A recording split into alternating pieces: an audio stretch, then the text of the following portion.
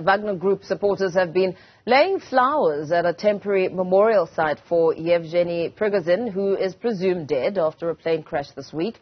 Prigozhin is said to have died with 10 others on board a private plane northwest of Moscow on Wednesday evening. Now, 2 months ago, the mercenary group conducted a military mutiny against Russia for its ongoing conflict with Ukraine. While speculation about Prigozhin's death continues to swirl, the Kremlin denied that his killing was under its orders. Did Prigozhin's supposed killing divert attention from the 15th BRICS summit in South Africa? And what would the motive for his killing be? Let's get some answers. Professor Abel Esterhuyse from the Stellenbosch University's Faculty of Military Science at the South African Military Academy joins me for a discussion. A very good morning to you. Thank you so much for your time. I mean, a lot of questions are being raised here and asked about what may have transpired, who may be behind it. But before we get there, let's perhaps go back to what happened 2 months prior to this plane crash. Yeah, interestingly enough, Prigozhin, of course, led a sort of a coup. He didn't present it as a coup at the time because he didn't want it to be seen as being directed against Putin himself and the Putin regime in Kremlin. Of course, his problem at the time was the fact that the Russian military is not supplying the Wagner forces in Ukraine to the extent that they expected to be supplied and that they thought they ought to be supplied. And so this was not a coup per se. One has to be cautious here. It was more a case of standing up against the Russian military for not supplying him. And then an opportunity opened up, and the support that he received and Wagner received in Rostov-on-Don at the time, and immediately they shifted the focus and the outcome and the objective of the operation, and they marched on Moscow. And of course, Putin didn't take lightly to that. He saw that as mutiny. He saw that as directed at him. And so, if you consider Russia's strategic culture and security culture over the last year and how Putin dealt with opponents and people that criticize and oppose the war, this was just a case of when will it happen, not whether it's going to happen. Yeah.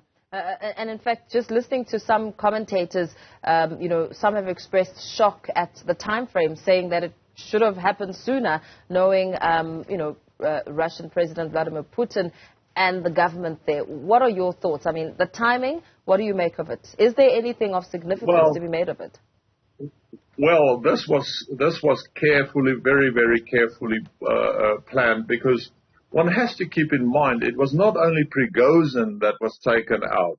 It was the whole top structure of the whole strategic leadership, if I can call it like that, of Wagner that was eliminated and taken out in this plane crash. So this was well planned. This was well orchestrated. This had the Russian intelligence footprint all over it, and this is not something that happened by accident. It is a carefully orchestrated incident. There's no doubt about that. The entire strategic leadership boarding the same private jet. I mean, how possible is that? Because as far as I know, it's not how it happened in the past, where leadership needs to sort of separate themselves and not be in the same mode of transport, especially considering what's happening outside. Well, precisely that.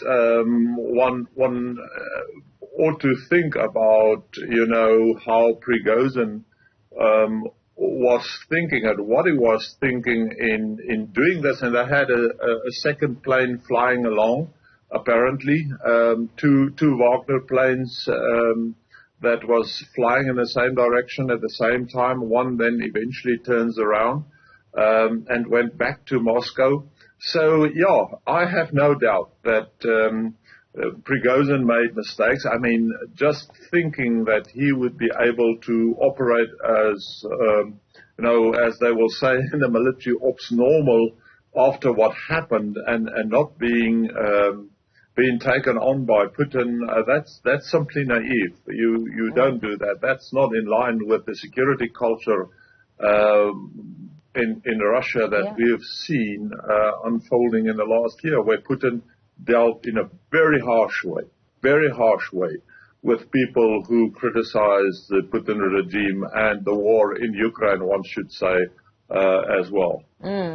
The Kremlin made its first comment on this deadly crash, sending condolences to the families who lost loved ones, and also spoke of Prigozhin in the past tense. Speculation on the cause of death, I mean, all fingers now having pointed to Putin. And on top of that, we had U.S. President Joe Biden also being scolded for expressing his lack of surprise over Prigozhin's death. Russia now has accused him of disregarding diplomatic norms. I mean, what would you make of such? And, the finger pointing and perhaps trying to silence those who may want to think further and speak their mind? Well, I have no doubt that this is no surprise. It's not a surprise to anybody outside Russia. It may be a surprise to people in Russia. But really, if you've seen how the Russian regime have dealt with people in the last year, this is absolutely no surprise. What I saw and what I've picked up in terms of the reasons behind this, interesting narrative started to unfold, because it seems as if this was not only about the coup that happened and the Wagner involvement in the war in Ukraine. This was also about Wagner, their business involvement in the Central African Republic and other places where Prigozhin apparently overplayed his hand, and where Putin, in essence, told him to get out and so this is part of Russia. To be blunt, Russia is a mafia state, and business deals between Prigozhin and external entities where Putin seems to have a view that he should be involved as well. So this is interesting narratives that's now starting to appear, where it seems as if the reason for Putin taking out Prigozhin is not only what happened during the coup, but also what unfolded elsewhere, and that there's huge business deals involved as well. Yeah, and we've seen Putin trying to expand his global footprint, so to speak, relations with African countries, and trying to almost get some form of cushion. What opportunities do you think that this death now leaves for Prigozhin's supporters? I mean, surely now it leaves even more criticism on the Kremlin's conduct of the war. Yeah, I think there's two factors that one needs to consider here. The one is that it creates an opportunity for Putin to replace the strategic leadership of Wagner. One has to keep in mind that Wagner was a creation of the Russian security apparatus, their intelligence apparatus in particular. And so it is still a creation of the Russian security services, and I think this is an opportunity for Putin to rearrange, to replace, to restructure the strategic leadership of the Wagner Group. That's one variable one needs to bring into play. And then, of course, one has to ask questions that Putin is doing this in the week that we have the meeting of the BRICS countries in South Africa. And this is actually saying so much about BRICS itself, and also, Putin's how he treated BRICS and his view on BRICS. And so one also needs to bring that consideration into play. And then lastly, this is also saying something about Putin and his governance in Russia, and that increasingly Putin is very cautious. There's a bit of tension there. He's looking for the enemy within.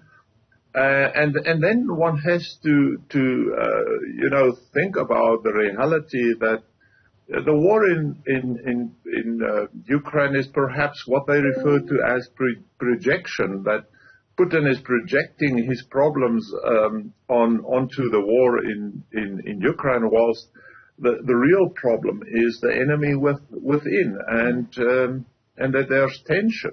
Yeah. Absolutely. Thank you so much. Thanks for weighing in on this discussion. Professor of Military Strategy at Stellenbosch University's Military Academy, Abel Esterhuyse.